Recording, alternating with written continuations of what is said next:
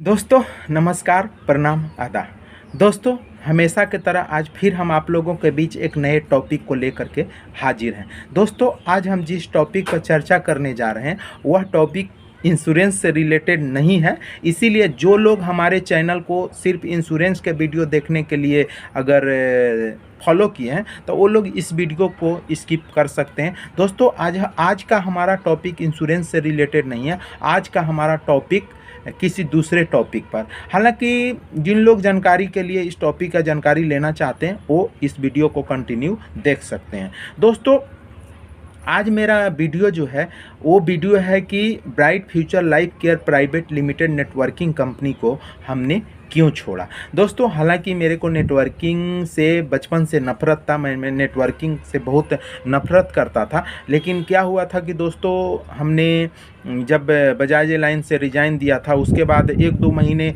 Late थे किसी दूसरे कंपनी में ज्वाइन करने में। ऑफ़र लेटर मिल गया था लेकिन ज्वाइन करने का डेट 1-2 महीना लेट रखा गया था, जिसके कारण मैंने सोचा कि चलो भाई 1-2 महीना क्या करना है, 1-2 महीना कुछ करें। तब तक इसी बीच में हमें एक बंदे से संगति हुआ, उसने बोला ऐसा ऐसा ऐसा। हमने सोचा चल भाई हर सेक्टर का नॉलेज होना चाहिए। अगर किसी सेक्टर में आप ढूकेंगे तभी आपको मालूम चलेगा वो सेक्टर कितना अच्छा है या कितना गंदा है। तो हमने सोचा चल भाई इस सेक्टर का भी मज़ा चख लेते हैं। तो दोस्तों अब हम टॉपिक पर आते हैं कि हमने bright future life care private limited जो नेटवर्किंग कंपनी है उसको क्यों छोड़ा। दोस्तों पहला कारण क्या है कि इसका रिजल्ट ज़ीरो है।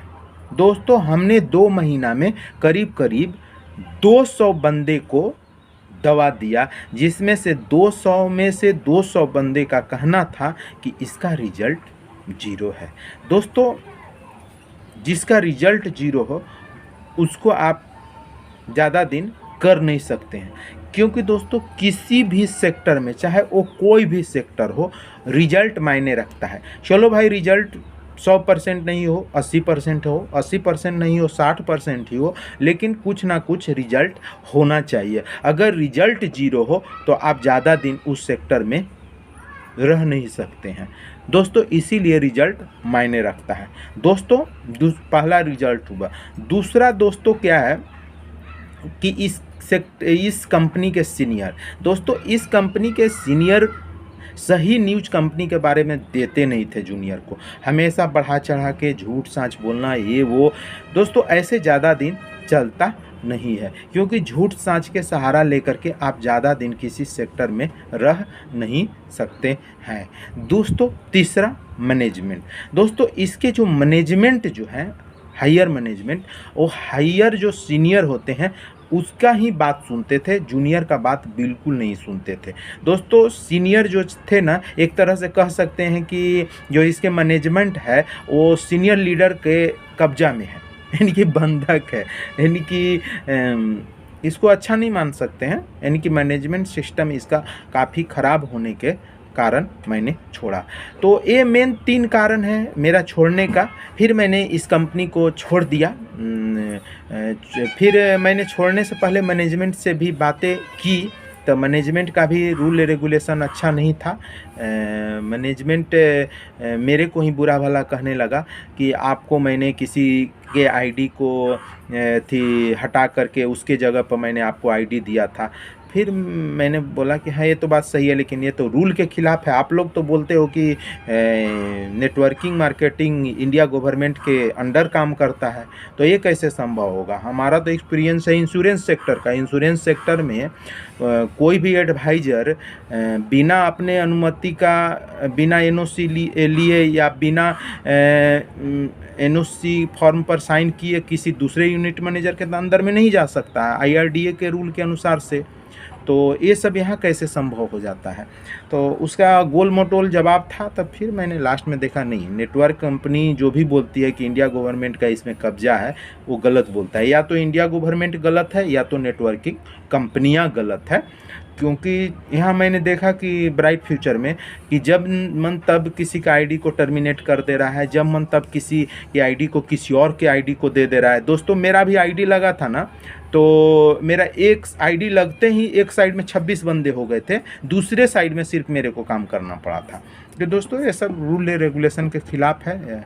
स्टार्टिंग में मेरे को तो अच्छा लगा था कि चलो बिना किए दिए 26 बंदे मिल गए, लेकिन बाद में मैंने जब सोचा तो मेरे को लगा नहीं, ये बिल्कुल गलत है, ऐसा नहीं होना चाहिए। दोस्तों इसी सब कुछ गलत रूल रेगुलेशन के कारण मैंने इस कंपनी को टाटा बाय बाय कर दिया। फिर मेरे पर 2 महीने के परफॉर्मेंस को देख करके बहुत सारी कंपनियों के बंदे मेरे से टच में आए कि अब आपके आगे का क्या प्लानिंग है। तो दोस्तों मेरे को नफ़रत हो गया था, मैंने नहीं सोचा नहीं अब नेटवर्किंग फेटवर्किंग नहीं करना है। तो फिर एक बंदे ने मेरे को बहुत अच्छा से समझाया कि कोई भी कंपनी गलत नहीं होता है, गलत होते हैं कंपनी में काम करने वाले बंदे, कभी भी कोई संस्था गलत नहीं होता है। एक संस्था गलत हो गया इसका अर्थ ये नहीं कि सारा संस्था ही गलत हो गया। सहारा वेलफेयर पैसा नहीं दे रहा है, इसका अर्थ क्या हुआ कि एसबीआई लाइफ में भी हम पैसे नहीं जमा करें? हैं? तो मैंने बोला हाँ ये तो बंदा सही बोल रहा है, उसका बंदा का बात विचार हमको अच्छा लगा कि सही में भाई वेलफेयर सहारा गलत है, एसबीआई लाइफ तो कहाँ गलती किया, वो तो अभी भी सभी को पैसे देते आ रहा है। तो फिर मैंने उसका प्लान उलान समझा। बहुत कंपनियां के बहुत बंदों ने हमें प्लान समझाया। 2 कंपनी हमें अच्छा लगा, एक AWPL अच्छा लगा, एक SHPL अच्छा लगा। तो अब मेरे को सबसे ज़्यादा मुसीबत वाला बात था कि दोनों में से एगो किसको सेलेक्ट करें। तब फिर मैंने दोनों के ऊपर काफ़ी सोच विचार किया, दोनों के काफ़ी सीनियर लीडर से मैंने सोच विचार किया। तब मैंने सोचा कि AWPL अच्छा है लेकिन इसका रेट हाई है जो कि बिहार में नहीं चल पाएगा। मैं एक बिहारी हूँ तो बिहार के माहौल को देखते हुए मैंने AWPL को टाटा बाय बाय बोल दिया। तो अब मेरे पास ऑप्शन एक ही बचता था SHPL। तो SHPL को मैंने इसीलिए हाँ कह दिया क्योंकि इसका प्रोडक्ट जो है वो काफ़ी कम रेंज का है और इसका रिजल्ट जो है मिला जुला करके AWPL के बराबर ही है, नहीं तो कम है नहीं तो ज़्यादा है, AWPL के बराबर ही है और रेट इसका AWPL से सीधे आधा से भी बहुत कम है। तो मैंने दोस्तों इसको ज्वाइन कर लिया। हालांकि मेरे को टाइम नहीं है, मैं जो एक जॉबधारी हूँ, जॉब करता हूँ, मेरे को टाइम नहीं है। मैंने ज्वाइन करने से पहले ही उस बंदे को बता दिया कि मैं आपको टाइम नहीं दे पाऊँगा। उसने बोला आपको टाइम देने की ज़रूरत नहीं है, आप सिर्फ सप्ताह में 10 लोगों का कॉन्टैक्ट नंबर और नाम मेरे को लिख के व्हाट्सअप कर दीजिएगा, मैं सारा काम कर दूंगा। दोस्तों जैसा कि वादा हुआ था ऐसा उसने काम भी किया। दोस्तों बहुत अच्छा मेरा चल रहा है SHPL। दोस्तों बहुत कम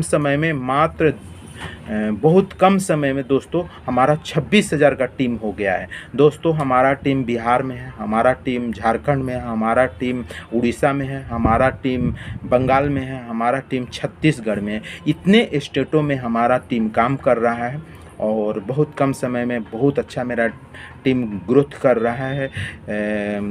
बहुत अच्छा भी अर्निंग हो रहा है, बहुत अच्छा लग रहा है।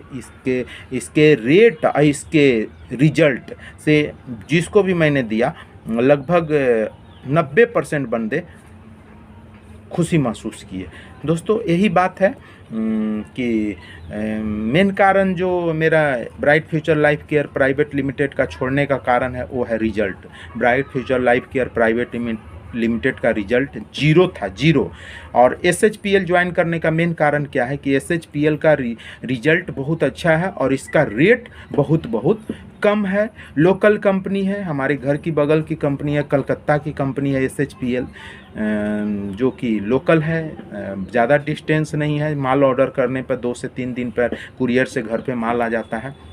जबकि बहुत यहाँ जो SHPL में आप 500-1000 रुपये का भी माल बुक कर सकते हैं, आराम से आ जाता है। जबकि दोस्तों ब्राइट फ्यूचर लाइफ केयर में बहुत अधिक अमाउंट के माल बुक करने पर वो आते थे।